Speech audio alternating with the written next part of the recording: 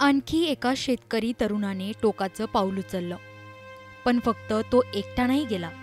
त्याच्यानंतर अवघ्या 48 तासातच हसतं खेळतं अख्खं कुटुंब उद्ध्वस्त झालंय.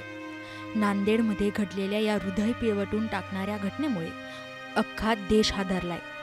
कर्जबाजारीपणा, सततची नापिकी, आर्थिक संकट या अडचणींना कंटाळून 27 वर्षांच्या तरुणाने स्वतःचं आयुष्य संपवलं असं बोललं जातंय. पण याहून जास्त धक्कादायक गोष्ट म्हणजे तरुण मुलगा गमावल्याने वडिलांनीही जीव सोडला, तर सोबतच आई सुद्धा शेवटच्या घटका मोजते. पण नेमकं असं काय घडलं? ही घटना नेमकी कुठली? आयुष्य संपवणारा तो तरुण शेतकरी नेमका आहे तरी कोण? त्याचे आई वडील कोण? मुलाच्या मृत्यूने आई वडिलांसोबत नेमकं काय घडलं? नांदेडच्या कोणत्या भागात ही धक्कादायक घटना घडलीय? सगळं काही सविस्तर जाणून घेणार आहोत. त्यासाठी हा व्हिडिओ शेवटपर्यंत पहा आणि टाइम्स नाऊ मराठीला फॉलो आणि सबस्क्राईब करायला विसरू नका.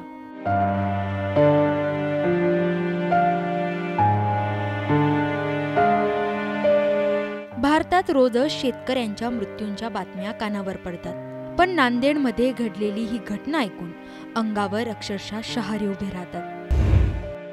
लोहा तालुक्याच्या सावर गावात एक शेतकरी कुटुंब राहत होतं. हे कुटुंब भीमराव बेद्रे नावाच्या शेतकऱ्याचं.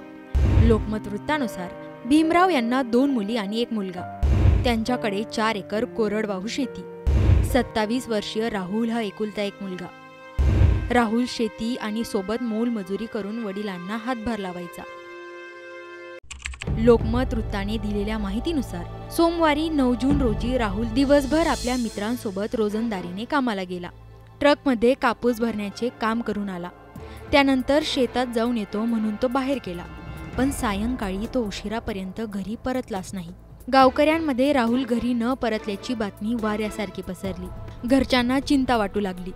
राहुलचा शोध घेण्यात आला आणि पुढे जे काही दिसलं त्याने सगळ्यांच्याच पायाखालची जमीन सरकली. सगळ्यांचे गळे कोरडे पडले, कारण राहुलने स्वतःचं आयुष्य संपवलं होतं. हे पाहून सगळे थक्क झाले. पण गोष्ट इथे संपली नाही. एकुलता एक मुलगा गेल्याने आई वडिलांना चांगलाच धक्का बसला होता. शेतकरी कुटुंबावर संकट कमी नसताना मुलाच्या मृत्यूचं ते दृश्य पाहून बेद्रे कुटुंब चांगलंच हादरलं होतं.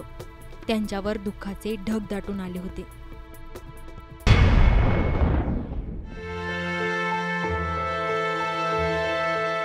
ज्याच्यासाठी जगत होतो, ज्याच्यामुळे आयुष्याची संकट हसून पार पाडत होतो, जो एकुलता एक मुलगा आम्हाला शेवटचा खांदा देणार होता, त्याला जेव्हा बापाने खांदा दिला त्यावेळी त्यांच्या दुःखाचा विचारही कोणी करू शकत नव्हतं. हा धक्का राहुलचे वडील भीमराव बेद्रे सहन करू शकले नाही. मुलाची अंत्यसंस्कारांची विधी पार पाडून आल्यावर 60 वर्षीय भीमराव बेद्रे यांना तीव्र हृदयविकाराचा झटका आला. ते जमिनीवर कोसळले आणि शेवटी त्यांनीही 12 जूनला जीव सोडला.